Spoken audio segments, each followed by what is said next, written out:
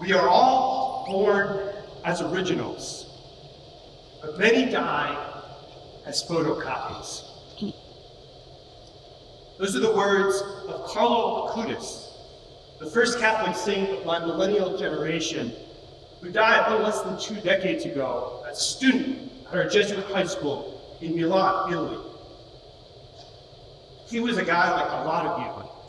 He was a gamer, a creative techie, and he was a passionate sports fan. But today, even though his life is extraordinary, and I hope you learn about it someday, today I just want to focus on those words of his. We are all born as originals, but many die as photocopies. And why is that? When being an original is so obviously attractive to us, it meets the desire, our core desire to be authentic. And why do so many let the dream slip away?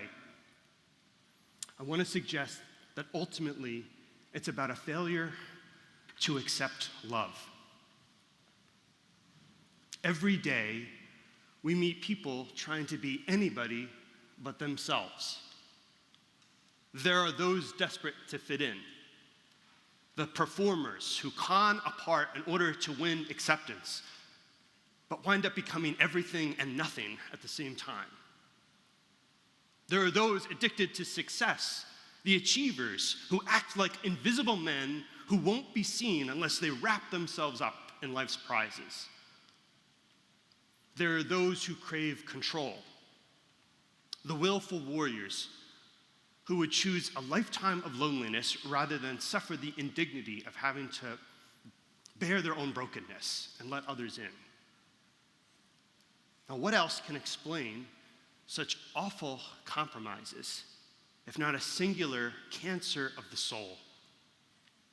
A hidden but all too common fear that feeds us a malicious but devastatingly convincing lie that you're not enough, that you don't matter, that you're nothing.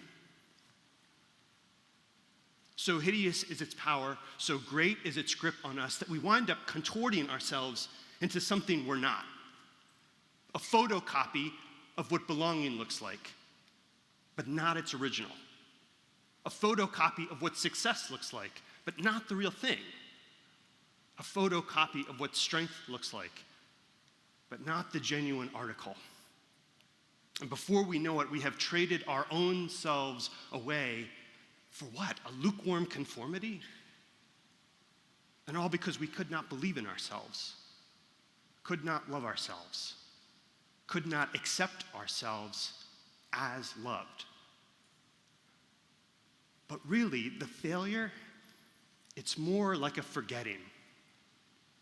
It's a forgetting that our Creator doesn't make junk. God creates us all as his irreducibly unique children.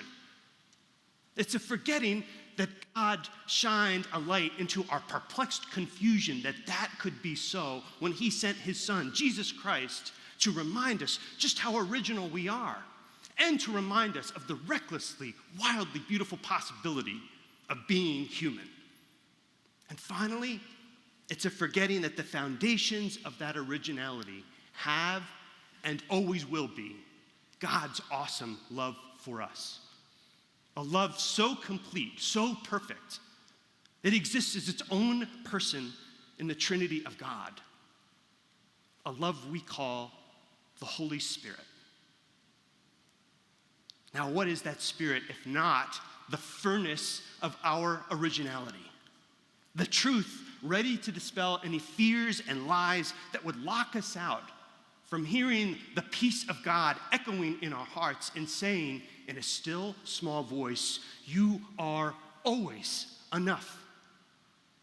You already matter, and you will forever be everything to me. Boys, to accept that and to believe it so that it radiates out of you like a great light, that's to be caught up in the Spirit of God. It's to be caught up in the dreams that the Spirit calls out of us, daring us to be the originals we were created and are called to be. It's not about being the best version of yourself, whatever that means. It's about being true to yourself. It has nothing to do with expectations, which often only unsettle our hearts, and everything to do with living into the freedom of God, which brings us a true peace and joy. And as our readings today remind us, we don't do that alone, nor would we want to. What makes you an original is wildly different from what makes me an original. That means that each man comes in with his own gifts to bring to prep that are unique to him. And though we tend to anxiously compare those gifts, measuring out which is the greater, remember, that's the lie telling you that you're not enough. It's not the Spirit of truth seeking to set you free.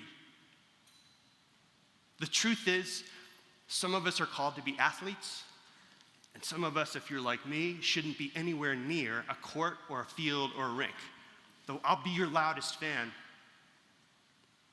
Some of you are called to be leaders, stirring our rowdy boys into action. And some of you are called to be a special friend to that one guy, a quiet but deeply significant person in the life of another. The trick is remembering that when you live as God's original, answering the call that is true to you, you are always a blessing in the eyes of God and a light to your brothers. For what is our brotherhood, if not a celebration of each man finding and fulfilling their originality, their God-given uniqueness in all they are and do? Every time you find and live into the freedom of being true to who you know you are, you embolden your brothers to go for broke and to do the same. And every time you rejoice in the originality of your brothers, pulling out of them what you know to be true to who they are, you are rejoicing and you are praising the Spirit of God who lives and breathes within each of us. We are all born as originals, God's beautiful originals, which is why today we gather and say, "Come, Holy Spirit, break open the hearts of your people. Unite us as brothers bound by the fire of your love so that together we may go out and set this world ablaze."